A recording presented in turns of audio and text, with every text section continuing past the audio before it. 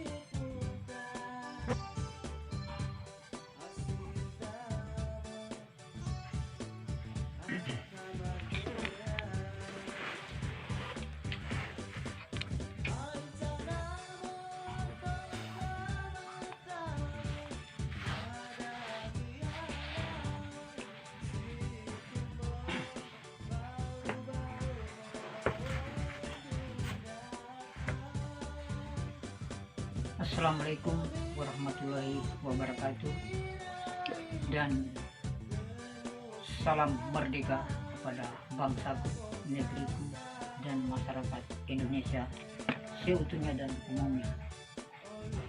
Jumpa hari kedua keterangan pertama dalam penjabaran dan penjelasan seputar Pancasila dan Undang-Undang Dasar Negara Republik Indonesia dalam perjalanan spiritual.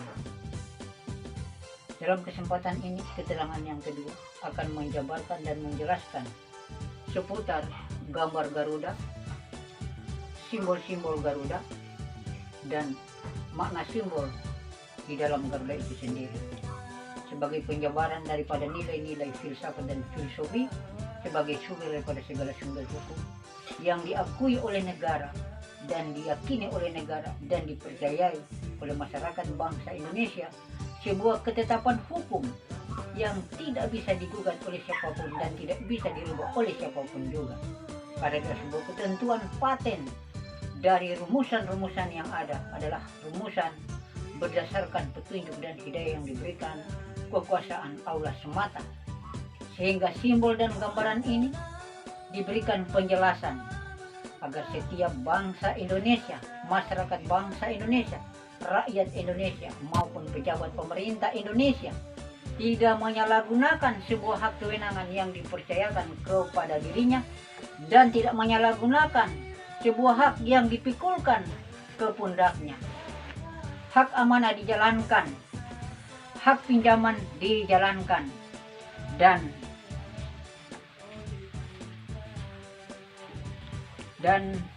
hak-hak lainnya dijalankan sebagaimana mestinya, sehingga tidak terjadi sebuah kekeliruan, tetapi dijalankan sebuah pengertian yang lebih bermanfaat untuk kepentingan manusia itu sendiri di dalam menjalankan sebuah hak amanah dalam kehidupan berbangsa dan bernegara.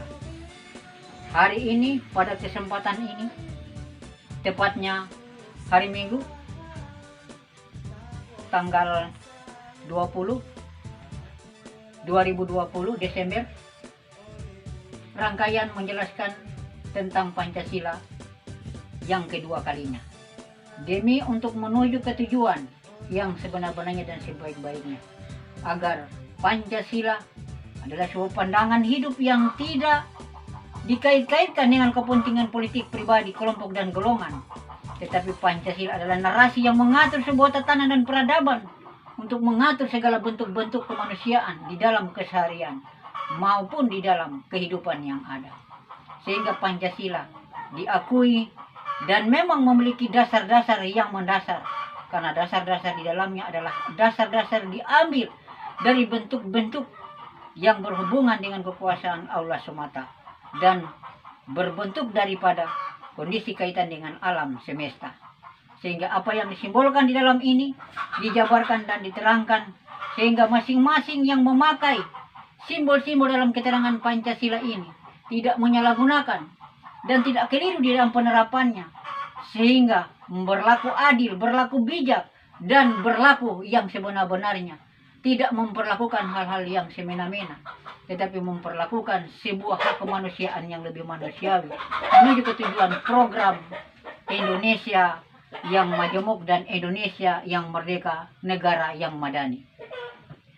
Dalam kesempatan ini kita mulai menerangkan gambar dari bintang.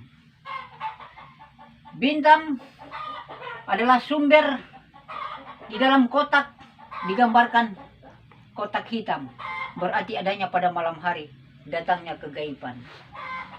Rotasinya pusat kedudukan pada jantung manusia, karena pemberian nyawa yang maha kuasa itu letaknya pada jantung daripada gerak manusia, denyut. Sehingga di dalam pengertian Al-Fatihah, letaknya di sini adalah dia huruf alif sebagai pemberi nyawa dasar dari awal perjalanan kehidupan manusia. Sila kedua, rantai, simbolnya merah. Karena simbolnya merah, manusia menunjukkan kedewasaan dari sumber penghargaan, di mana semua sumber penghargaan diletakkan pada kaum ibu yang memelihara perjalanannya rahasia.